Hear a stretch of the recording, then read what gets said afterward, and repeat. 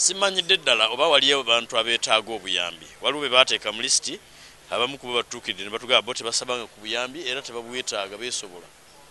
Naye kisoboka nti ababbi b'omu gavumenti bayinza okuba nga batonzeewo ekintu kino nti waliwo abeetaaga obuyambi okusobola okubbiramu abantu.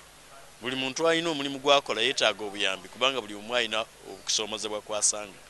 Naye nze kyesikkiririzaamu kyekyo ekyokulowooza nti buli muntu wenfuna obuzibu nti azirukira mu gavumenti. Jjukira Dr. Bayigayi yaleetako proposal ey'okuyamba gamu ku makampuni agafa agawano g'abannansi agaali galina obuzibu. Ni gavumenti teyagayamba.